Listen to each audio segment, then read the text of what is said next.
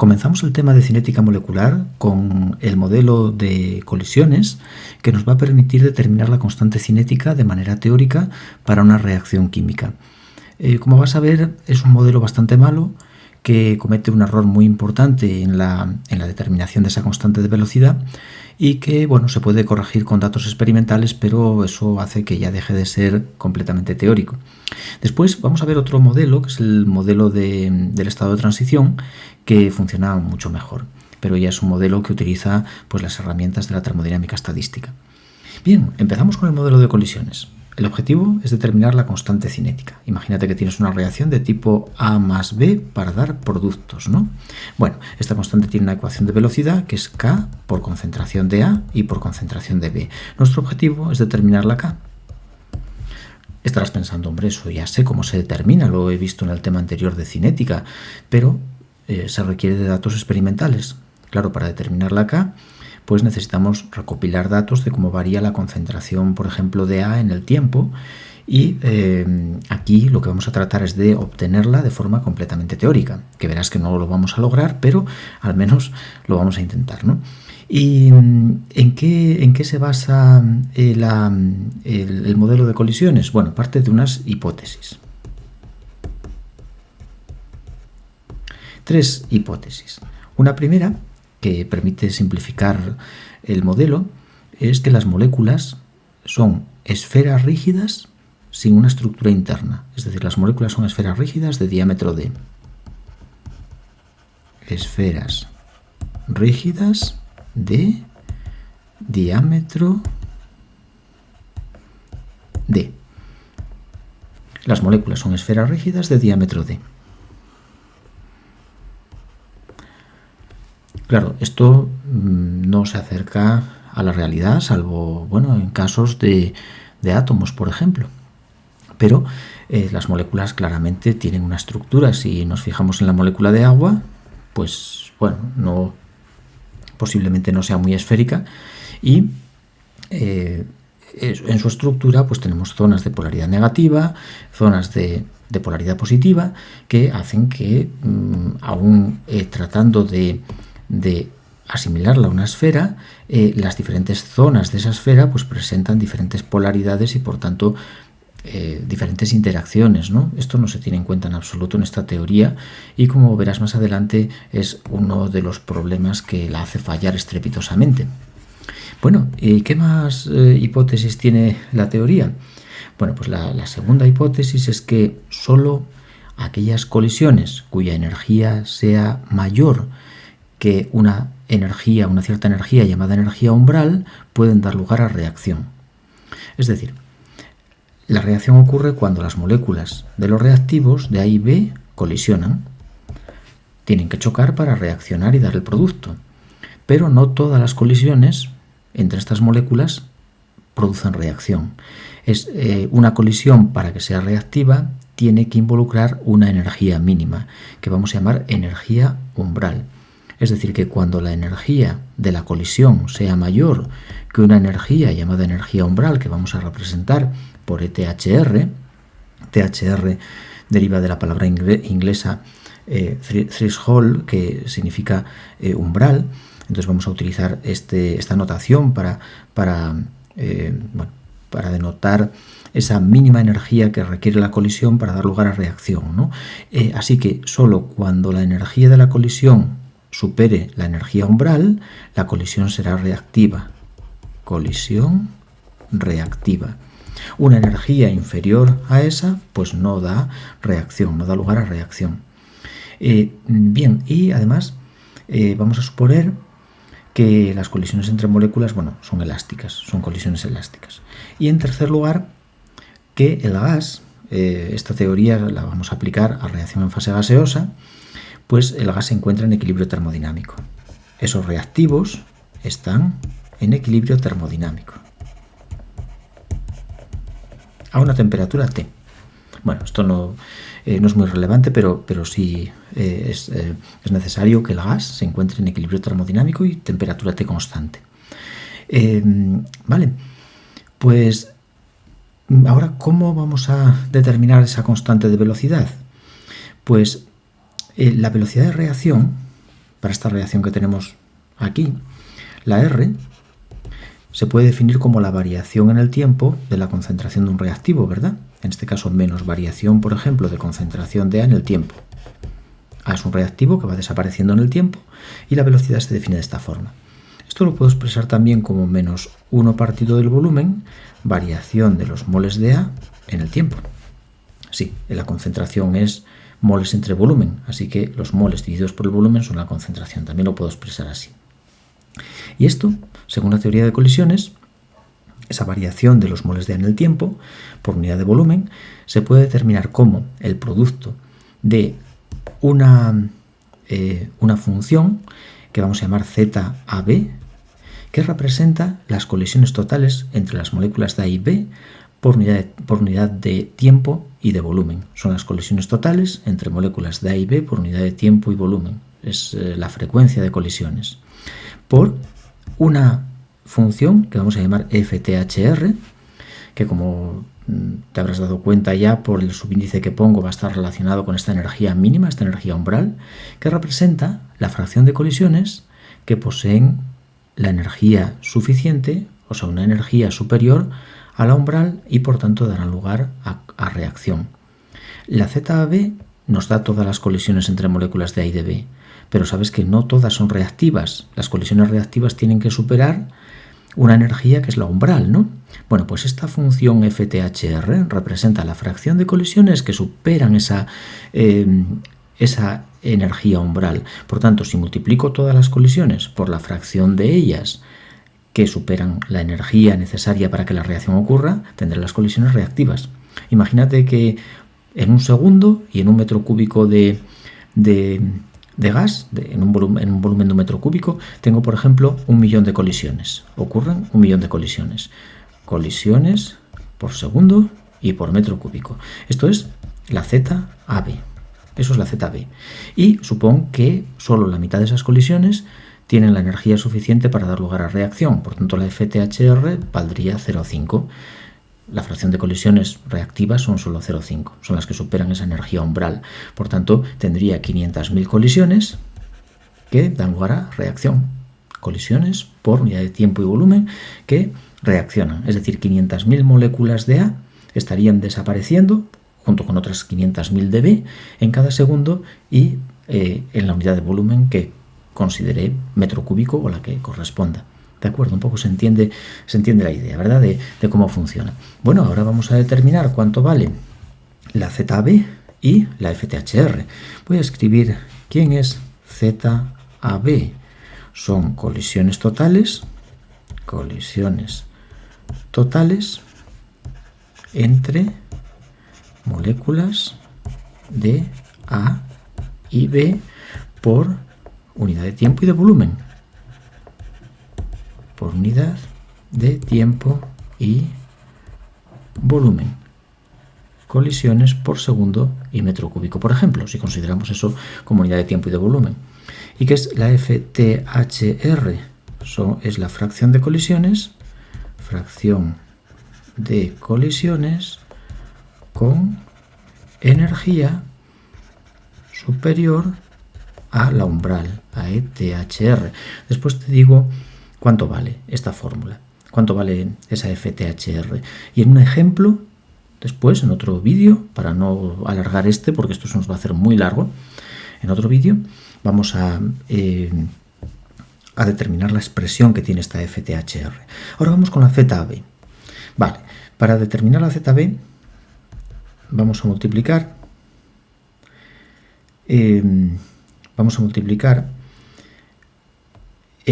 número de moléculas de A partido del volumen por otra Z, que te digo otra Z minúscula, que te voy a indicar ahora qué significa.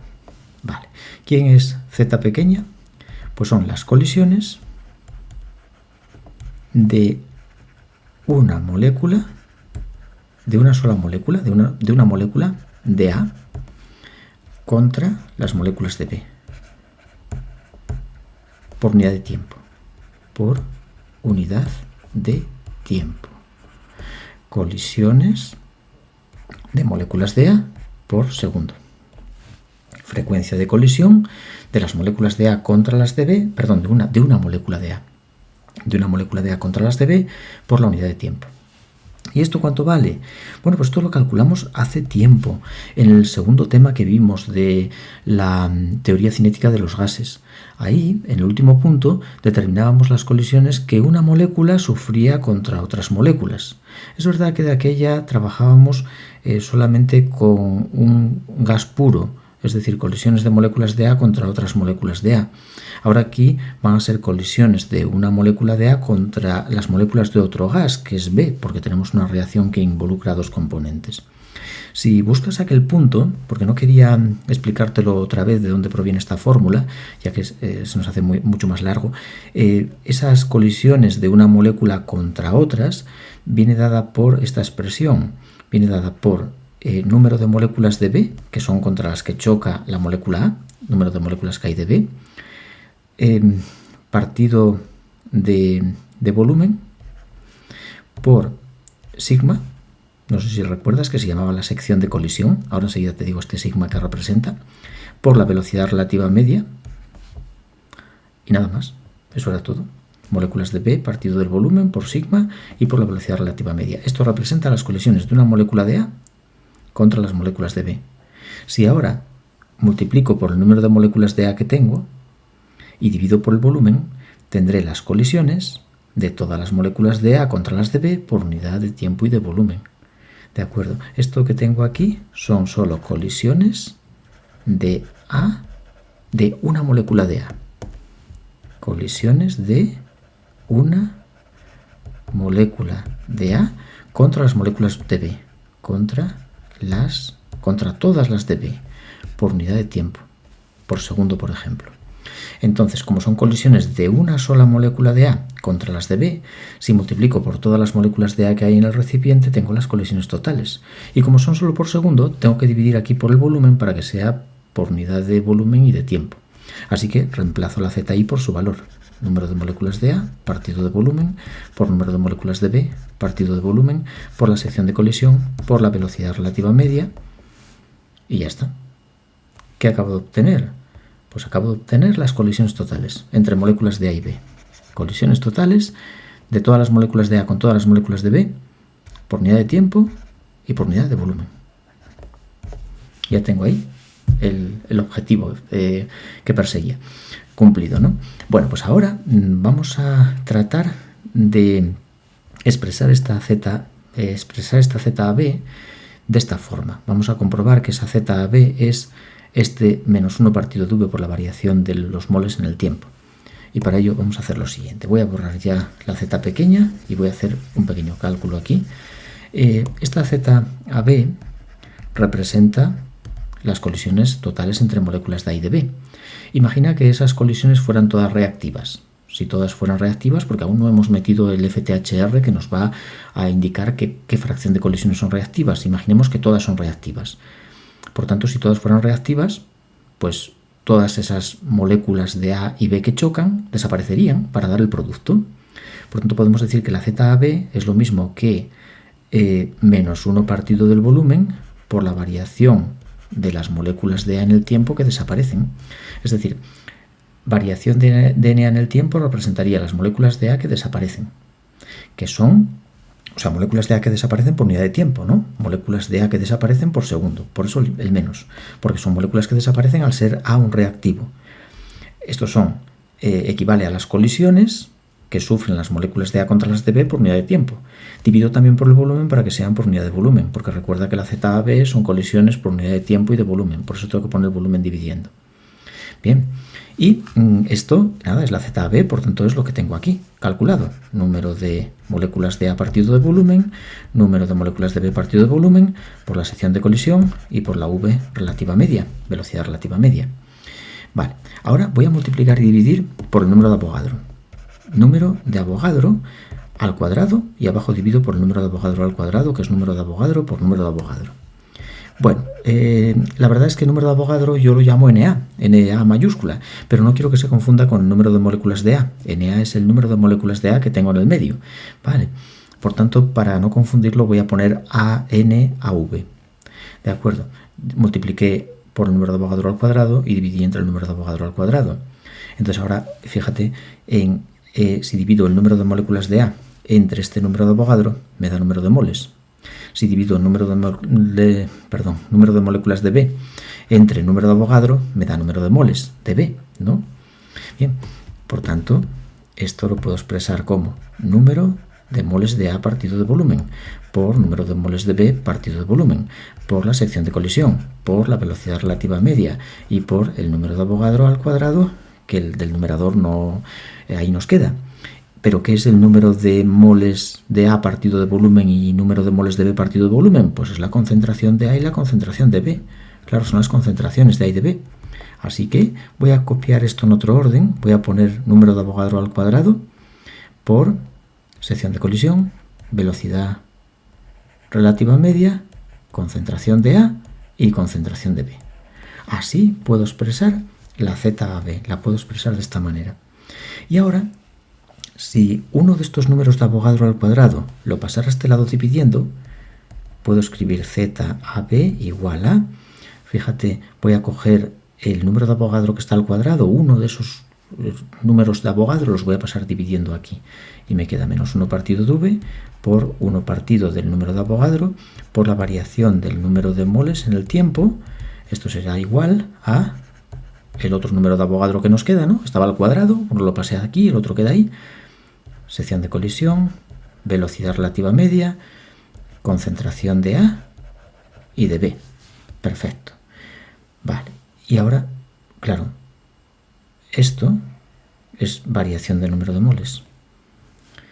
Derivada de número de Avogadro partido de número, derivada de número de moléculas de A partido de número de Avogadro es la variación del número de moles. Por tanto, tengo menos 1 partido de V por la variación de los moles en el tiempo. Si venimos aquí arriba, si venimos aquí, fíjate que es exactamente esto que tengo aquí. Es eso que tengo ahí. Lo mismo. Por tanto, esto que tengo aquí, acabo de demostrar que es la ZAB. Esto es la ZAB. Que representaría las colisiones totales. Después multiplicamos por la fracción de colisiones reactivas, que eso es algo, bueno, sería dimensional, simplemente una fracción, es eliminar las que no son reactivas, ¿no? Multiplicando por un número menor que 1. Por tanto, la ZAB vendría dada por número de Avogadro, sección de colisión, velocidad relativa media por las concentraciones de A y B, y lo voy a sustituir aquí. Voy a venir aquí y sustituyo eso. Número de Avogadro por sigma por V relativa media, por concentración de A y por concentración de B. Y por la FTHR. Y por FTHR. Y si cambiara el orden de esto, si pusiera la FTHR primero y después por concentración de A y de B, de aquí inmediatamente sacamos la siguiente conclusión. Compara esta fórmula con esta que tengo aquí arriba, con la velocidad de reacción de esta reacción suponiéndola elemental. Fíjate, eso es lo que he subrayado ahí en naranja. R igual a todo esto por concentración de A y de B. R igual a K por ahí por B. Por lo tanto, esto es la constante cinética K. Y ese era el objetivo que perseguía, determinar cuánto vale la constante cinética. Bueno, por tanto, después de haber hecho todo esto, ya voy a borrar esta parte y vamos a escribir lo que vale la constante cinética y vamos a ver un poco lo que significa cada uno de los términos que contiene. Vale, así que llegamos a la conclusión de que la constante cinética, según la teoría de colisiones, viene dada por el número de Avogadro, que si me permites ya no pongo NaV. Dejo la V y ya la quito, que parece muy feo. Es que hasta ahora teníamos ese problema, ¿no? Esa confusión entre número de moléculas de A y número de Avogadro, pero ahora ya el Na no aparece más, así que la confusión desaparece. Por sigma, por V relativa media y por la FTHR. Esa es la constante cinética. Número de Avogadro, pues nada, 6 por 10 a la 23 con unidad de 1 partido de mol, no hay problema. ¿Pero qué es sigma? ¿Qué es la sección de colisión? Tenemos que ir al tema de teoría cinética y en el punto de colisiones entre moléculas, ahí lo tenemos definido, pero te lo recuerdo. Considerábamos un cilindro en el que una molécula, por ejemplo, de A, imagínate esta molécula de A, barre el cilindro siguiendo su siguiendo su centro. Y dentro de este cilindro hay moléculas de otro gas, moléculas del gas B. Estas serían las moléculas B. Siempre que una molécula de B tenga su centro dentro del cilindro, la molécula de A, cuando lo vaya recorriendo, va chocando contra ella.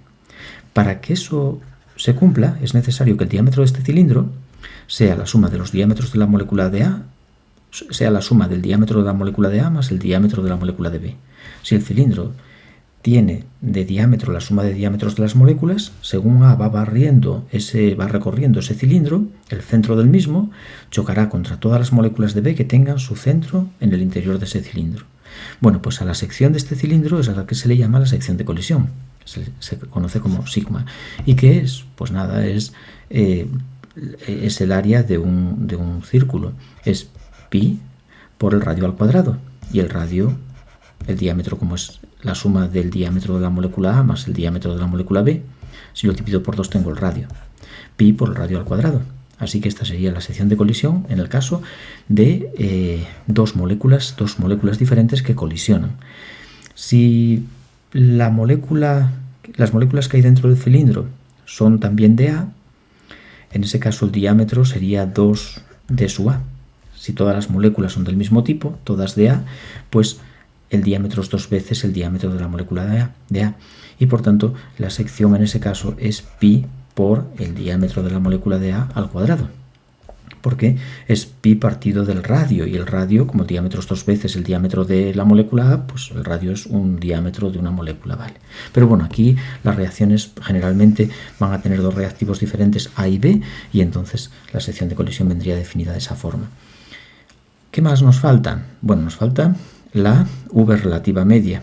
¿Qué es la V relativa media? La V relativa media es la velocidad relativa de, por ejemplo, de la molécula A que recorre ese cilindro considerando que las moléculas B estén quietas. Es la velocidad relativa de la molécula A respecto de las moléculas B. Y esta velocidad la vamos a obtener en un pequeño ejercicio que vamos a hacer a continuación, en el próximo punto. Vamos a hacer un ejercicio para calcularla. Pero ahora te pongo la fórmula. Viene dada por raíz de 8RT partido de pi, de pi simplemente, por 1 partido de la masa molar de la molécula A más 1 partido de la masa molar de la molécula B elevado a 1/2. Esta es la forma que tiene esa velocidad relativa media. Se puede expresar de otras maneras, pero eso lo dejo para ese punto donde la voy a calcular. Vale. Y MA y MB son las masas molares, los pesos moleculares de la molécula A y de la molécula B. Y R la constante de los gases, de la temperatura, y pi, bueno, el número pi, ¿no? ¿Y qué más me falta? Pues la FTHR. Me falta FTHR. ¿Cuánto vale la fracción de moléculas la fracción de colisiones con energía superior a la umbral? Pues viene dada la FTHR por este valor, elevado a menos la energía umbral, ETHR, partido de la constante de Boltzmann y de la temperatura. Aquí hay que tener en cuenta dos cosas: constante de Boltzmann y temperatura. Cuando en la fórmula aparece la constante de Boltzmann, es porque esta energía está involucrando una sola colisión, la colisión entre dos moléculas. Esta energía umbral es para una colisión, no para un mol, ¿de acuerdo? Es muy importante eso. Si la energía umbral es para un mol de moléculas, es la energía necesaria para que reaccione un mol de moléculas, le pondríamos una m de molar, ETHR molar. Y en ese caso dividiríamos por RT. Simplemente es una relación que proviene de multiplicar y dividir por el número de Avogadro, simplemente. Si la energía de una colisión, si la multiplicas por el número de Avogadro, te da la energía de un mol de colisiones, o sea, la energía umbral molar. Y la constante de Boltzmann multiplicada por el número de Avogadro te da la R. Así que puedes pasar de una cosa a otra. Y la segunda cuestión es que aquí, en la velocidad relativa, he puesto 8RT.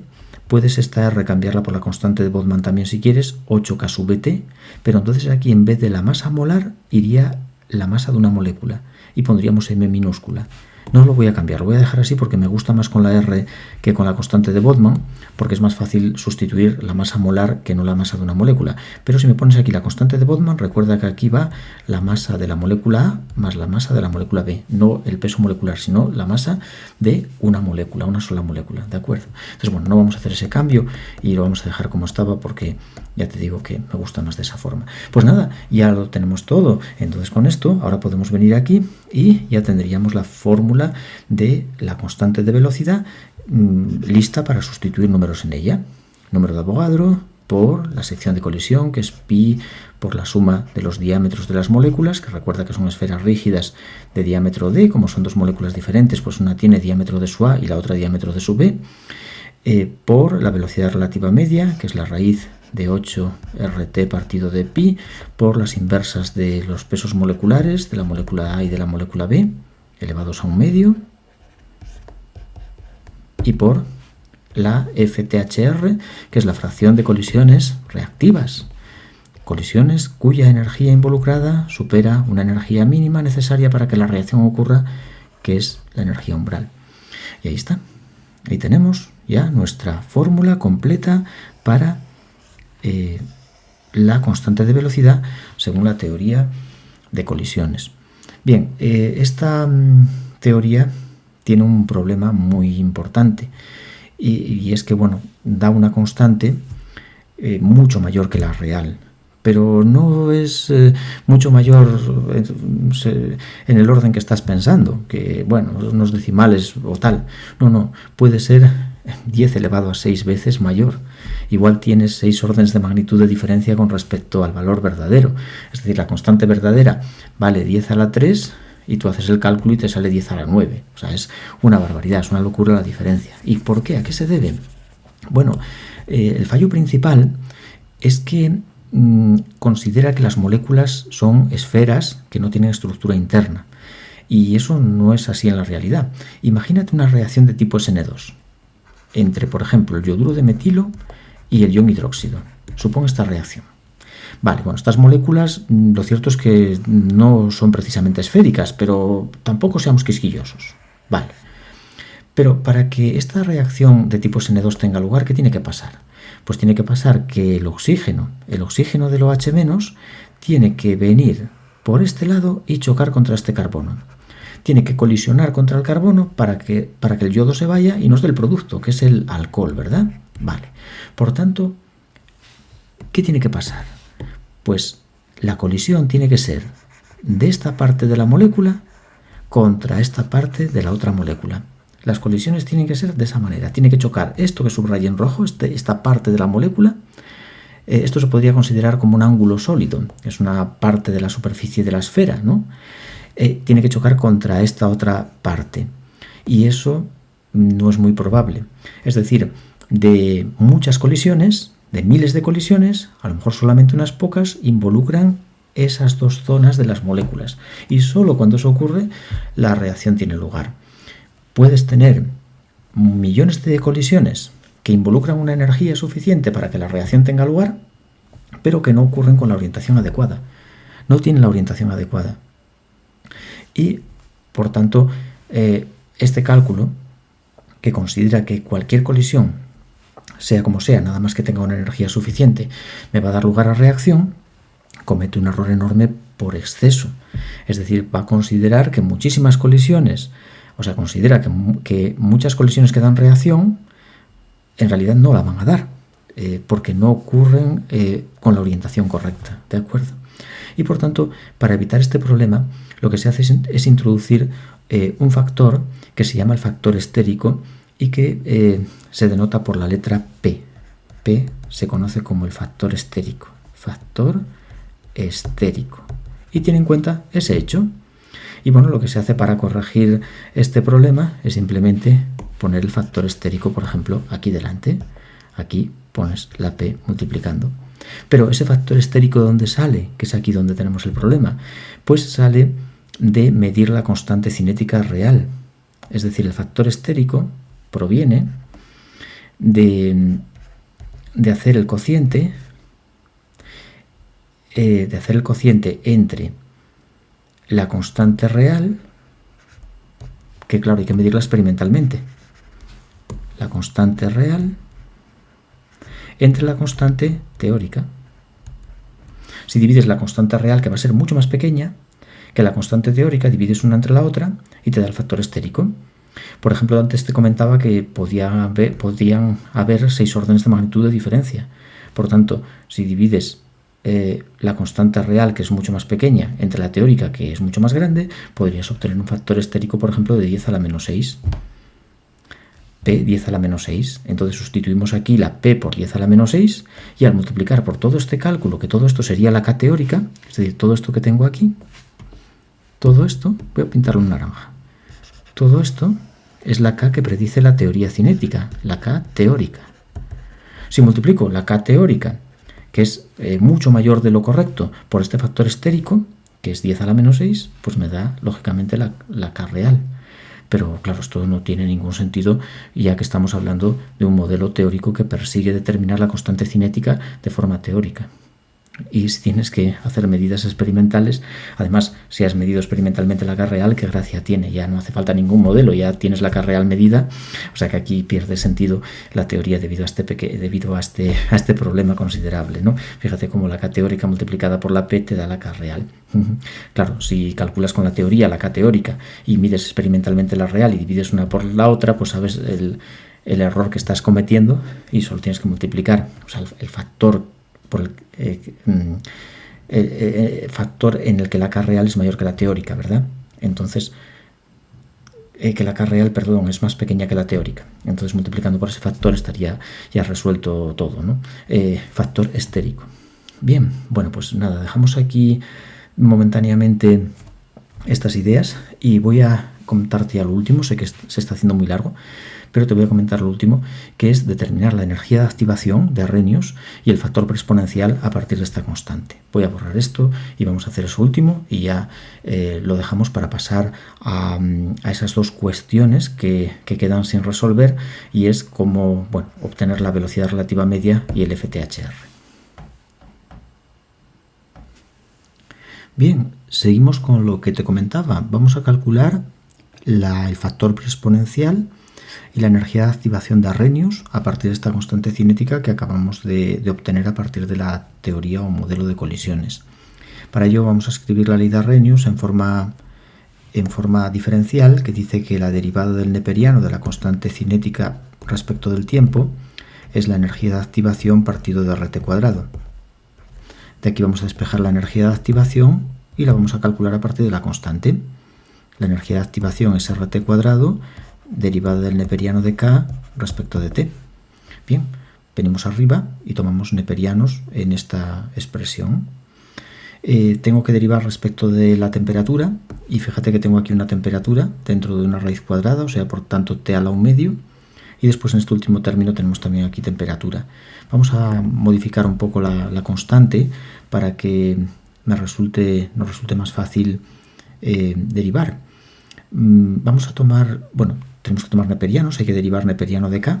Entonces voy a hacerlo ya, voy a tomar neperiano de la constante, que es neperiano de... Vamos a dejar dentro de este primer neperiano todo lo que no lleva T. Neperiano de número de Avogadro por la sección de colisión, por la raíz de 8R partido de pi, por 1 partido de MA, más 1 partido de MB. Fíjate que no he puesto la T dentro de la raíz, la voy a dejar fuera, la voy a sacar fuera de este neperiano.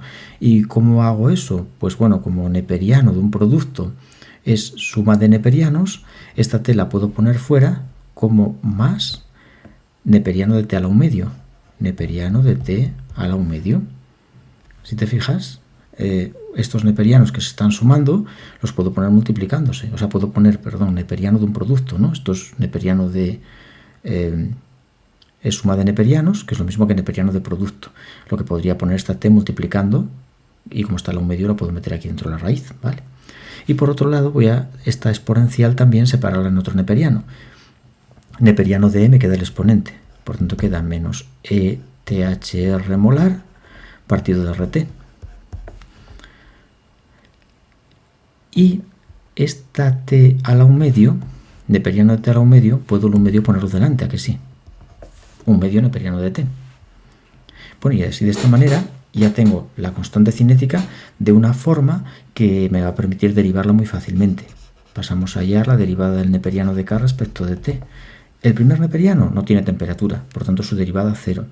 Este otro, facilísimo, ¿verdad? Neperiano de T, su derivada es 1 partido de T. 1 medio por 1 partido de T. Y aquí, ¿cuánto vale eso? Derivada de 1 partido de T es menos 1 partido de T cuadrado. El menos que tengo delante se va y queda energía umbral molar, que es para un mol de moléculas, partido de RT cuadrado, ¿no?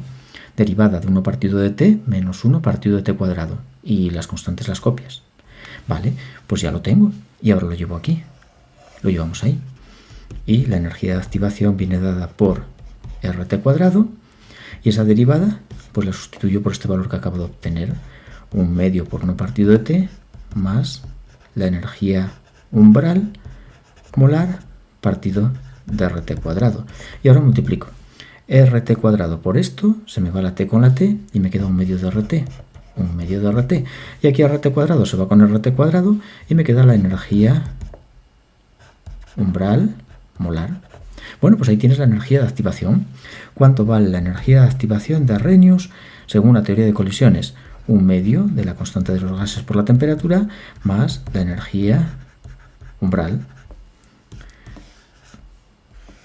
Si te dan la energía umbral necesaria para que reaccione un mol de moléculas,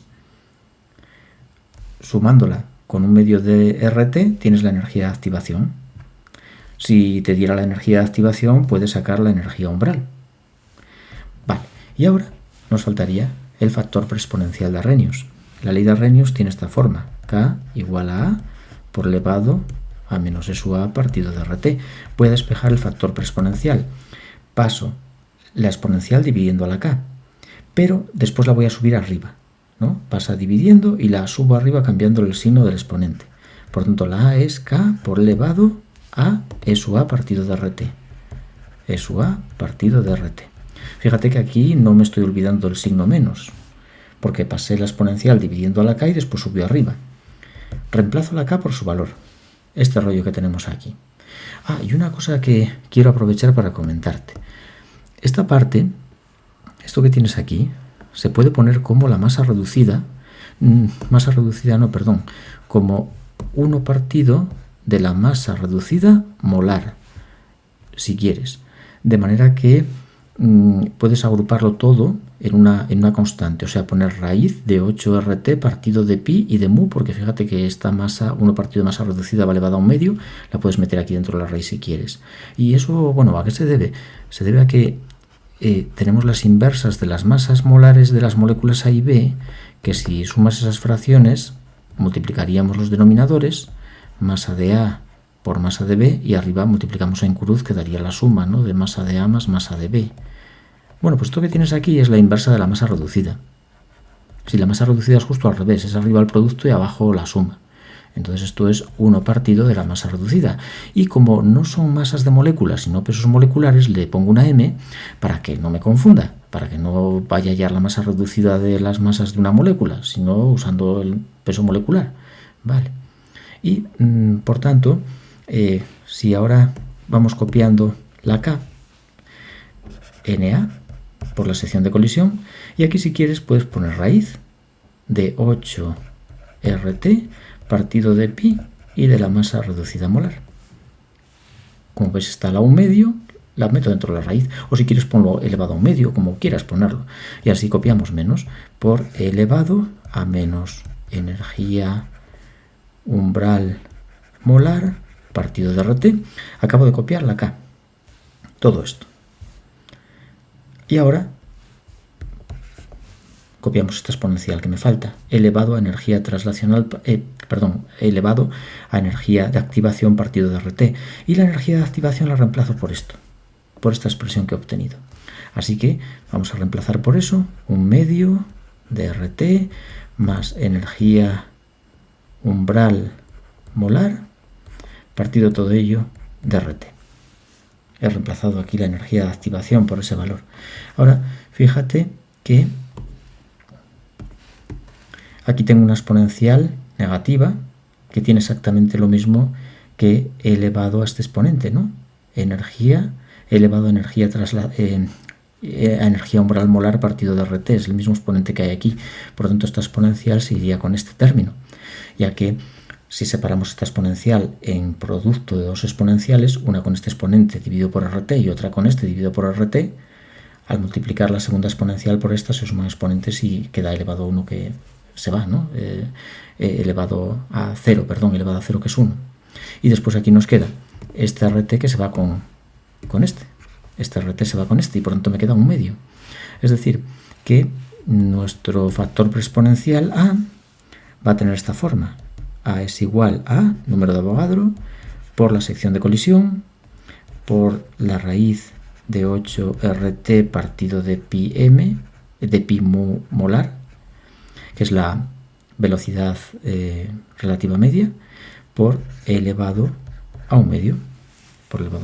Esa es la forma que tiene la A. Esta sería una A teórica, la A teórica. Pero, igual que la K, comete un gran error. Y por tanto, si la quieres corregir y obtener la A experimental es el factor estérico P por el número de Avogadro, por sigma, por la raíz de 8 RT partido de pi mu molar por E elevado a un medio.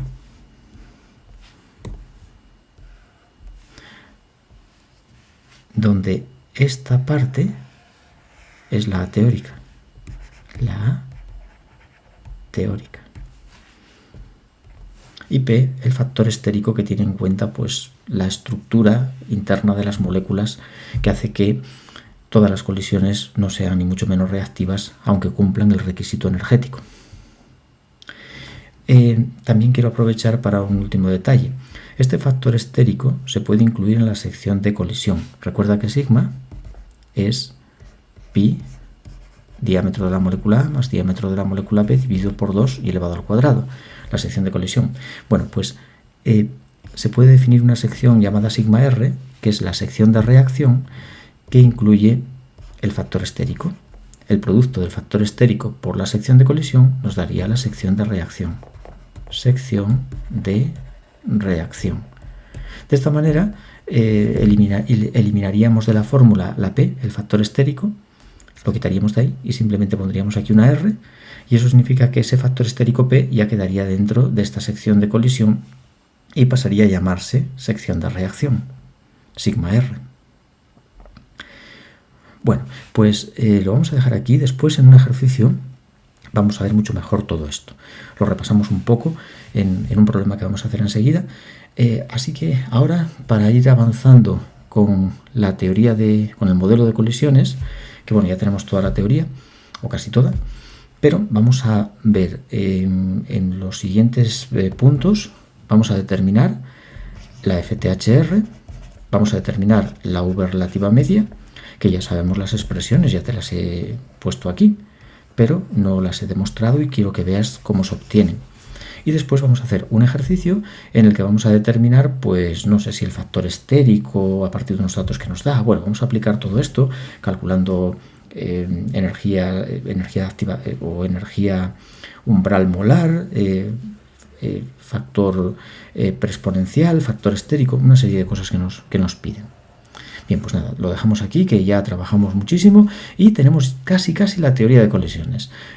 Después nos va a quedar la teoría del estado de transición, que también tiene su dificultad, pero creo que a pesar de que es un poco largo y algo lío, pues la idea es muy sencilla, ¿verdad? Las reacciones ocurren cuando las moléculas colisionan, pero no todas las colisiones son reactivas. Tienen que tener una energía mínima llamada energía umbral para que la reacción tenga lugar, pero no basta tampoco con eso, no basta. La colisión en casi todos los casos tiene que tener una cierta orientación que la teoría no tiene en cuenta y se introduce con ese factor estérico que en realidad es un factor experimental.